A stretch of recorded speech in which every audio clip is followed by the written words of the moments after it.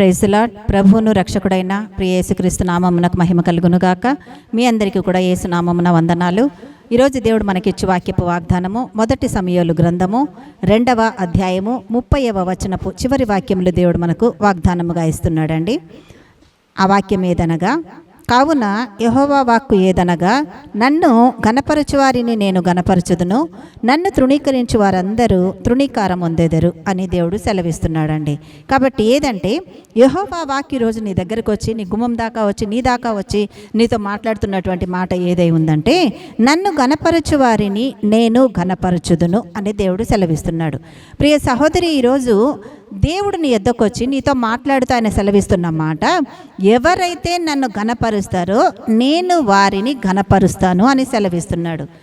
నువ్వు ప్రతి విషయంలో దేవుణ్ణి ఘనపరుస్తూ ఆయన చెప్పిన మార్గంలోనే ఉండి ఆయన్ను మహిమపరుస్తూ ప్రార్థన ద్వారా, స్తుతుల ద్వారా, కీర్తనల ద్వారా, ఆరాధనల ద్వారా, నీ మొరల ద్వారా ప్రతి విషయమందు నువ్వు దేవుణ్ణి మహిమపరుస్తూ ముందుకు కొనసాగుతూ నువ్వు ఆయన్ను ఘనపరుస్తున్నావేమో. కానీ నీవు దేవుడిని ఘనపరచడం ద్వారా దేవుడు ఎప్పుడు నిన్ను విడిచిపెట్టడమ్మా. ఈరోజు నీకు ఆన్సర్ రాకపోవచ్చు, లేక రేపటి దినం వరకు నువ్వు అనుకున్నది జరగకపోవచ్చు, కానీ నువ్వు చేస్తున్న ప్రతి విషయంలో కూడా దేవుడు నిన్ను ఆశీర్వదించడానికి నీ దగ్గరికి వచ్చి ఈరోజు నీతో మాట్లాడుతున్నాడు. నన్ను ఎవరైతే ఘనపరుస్తారో నేను వారిని ఘనపరచుదును అని దేవుడు సెలవిస్తున్నాడు. ఎవరైతే నన్ను తృణీకరిస్తారో వారిని నేను తృణీకరిస్తానని దేవుడు సెలవిస్తున్నాడు. తృణీకారం పొందుదురు అని. కాబట్టి దేవుడు సెలవిస్తున్న ఈ విషయంలో నువ్వు దేవుడిని ఘనపరుస్తున్నావా లేక తృణీకరిస్తున్నావా? ఇంతవరకు ఎన్నో కార్యాలు దేవుడు నీ పట్ల చేసి ఉన్నాడు. ప్రతి విషయంలో మహాద్భుత కార్యములు, ఆశ్చర్యకార్యములు నువ్వు పొంది ఉన్నావు. అన్ని విషయములలో ఆయన ద్వారా నువ్వు ఘనత పొంది ఆయన ఆశీర్వాదములను అందుకొని ముందుకు విశ్వాసములో ఎదుగుతూ సాగుతున్నావు. కానీ అన్నీ పొందుకున్న తర్వాత కూడా ఏదో ఒకటి రెండు విషయాల్లో నీకు ఆలస్యం అవుతుందని చెప్పి, ఇతరులు ఏదో చెప్పారని, లోకం ఏదో అనుసరిస్తుందని ఆ మార్గంలో నువ్వు ఉండిపోయి, నా దేవుడు నాకేం చేశాడు, నా బిడ్డకి ఏం చేశాడు, నా భర్తకి ఏం చేశాడు, నా భార్యకి ఏం చేశాడు, నా కుటుంబానికి ఏం ఒరిగింది ఆయన నమ్మినప్పటి నుంచి అని నువ్వు మళ్ళీ వక్ర మార్గంలో, వక్ర ఆలోచనల్లో నువ్వు ఉండిపోయి దేవుణ్ణి తృణీకరిస్తున్నావా? ప్రియ దేవుని బిడ్డ, ఈరోజు దేవుడు నిన్ను హెచ్చరించడానికి వచ్చి నీతో మాట్లాడుతున్నాడు.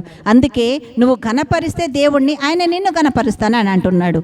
నువ్వు దేవుణ్ణి తృణీకరిస్తే అట్టివారు కూడా తృణీకారానికి లోనవుతారని దేవుడు ఈరోజు హెచ్చరిక మాట ఇస్తున్నాడు. కాబట్టి ఘనపరిచిన నేను ఘనపరుస్తానని దేవుడు ఎవరు ఘనపరుస్తున్నారో వారికి ఆదరణనిస్తున్నాడు.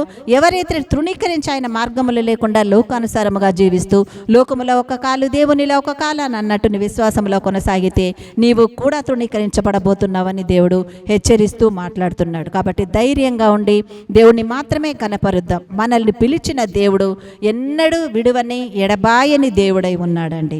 కాబట్టి ఆయన ఘనపరిచిన వారిని ఆయన విడువని దేవుడై ఉన్నాడు కనుక నిన్ను పిలిచిన దేవుడు నమ్మదగిన వాడండి. ఆ ఘనత నీకు ఇవ్వడానికి దేవుడు నీతో మాట్లాడుతుండగా ఆశీర్వాదం అని అందుకొని ముందుకెళ్దాం. ఇటు కృప దేవుడు ఈ వాక్యము ద్వారా మనకందరికీ అనుగ్రహించి దేవాది దేవుడు మాత్రమే మహిమ పొందును గాక. ఆమేన్, ఆమేన్, ఆమేన్. హల్లెలూయా, హల్లెలూయా, హల్లెలూయా.